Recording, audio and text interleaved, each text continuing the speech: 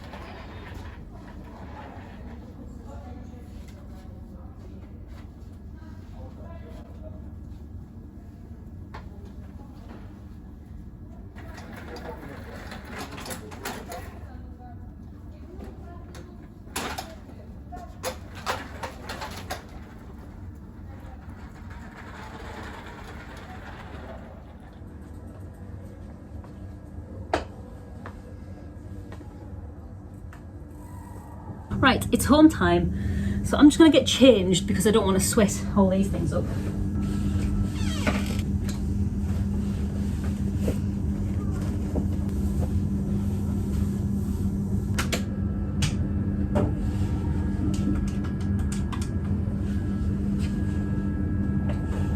So that's me done. The shop is shut. I'm all changed. I've got my GoPro on my helmet to give me a bit of moral support in case I have an accident or something. The shop is all shut now. Lights are all off. And just look at this lovely window that someone from the shop did. Isn't that lovely with the flowers and stuff? Really enjoyed looking at that today. Anyway, I am going to put my helmet on and get going. So let's see what we see on the way home.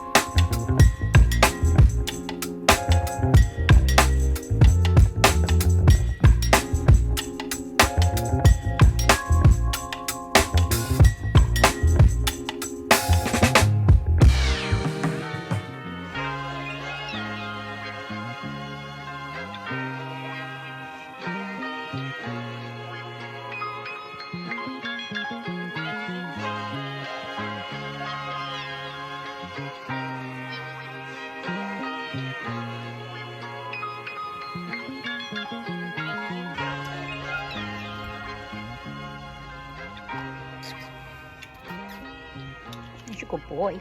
Hi.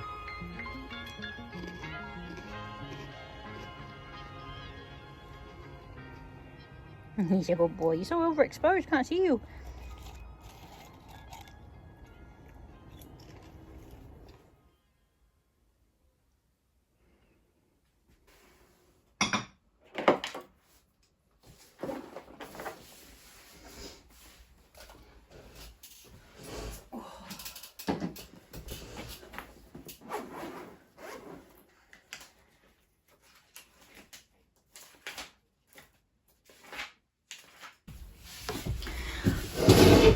Hi.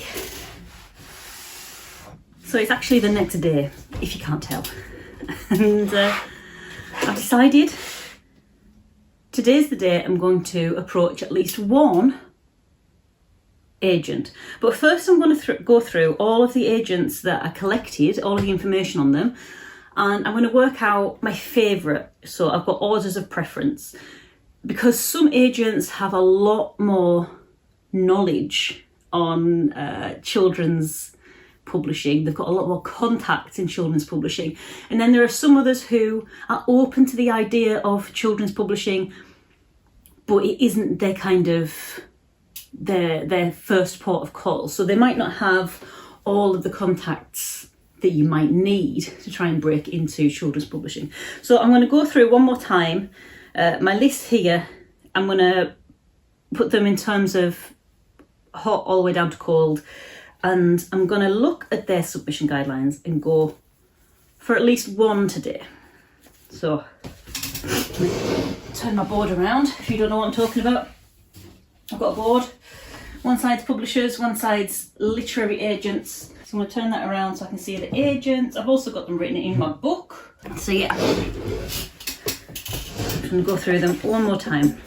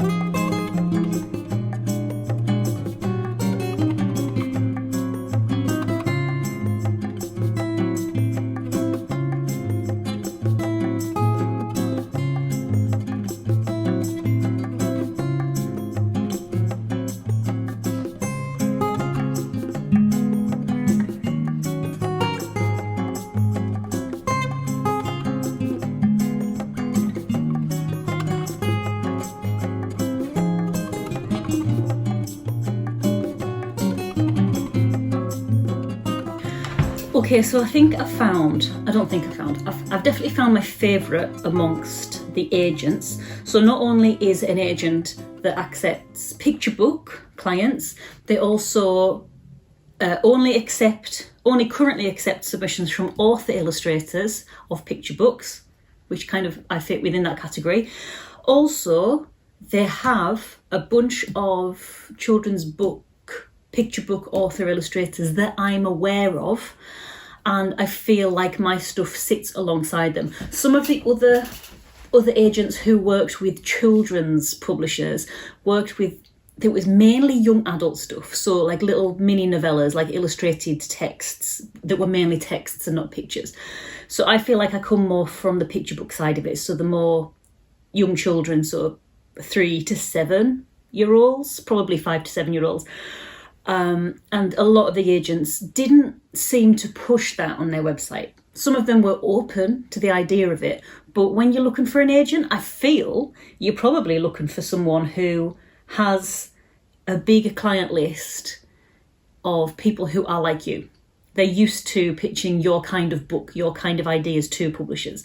They've got the contacts that you'll be looking for. So I think this one is the one I'm going to go for. How I'm going to play this now is I'm just going to read through their guidelines. I'm going to make notes on the guidelines. I'm all one for making notes. Anyone that knows me, my sister will be laughing now.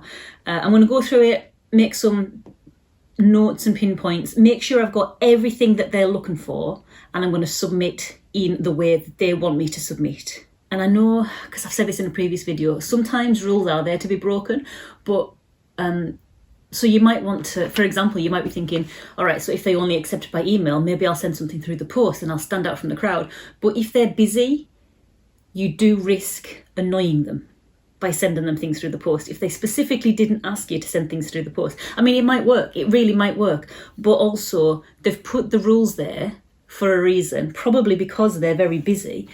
And I like to think of it like when you enter a competition, they have guidelines in there, and if you can't even follow their submission guidelines, why would that not annoy them? I don't know. So I'm thinking I'll just go through, make sure I've got everything that they want to the best of my ability. So that's what I'm going to do now.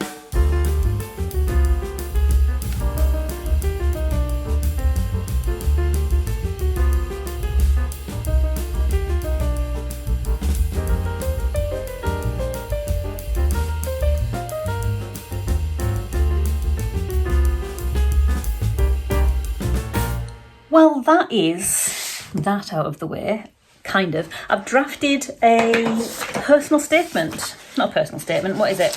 A covering letter. It needs to be a concise covering letter, and I've done like 4 sides of A5, but it's a good base. I'm going to work through that.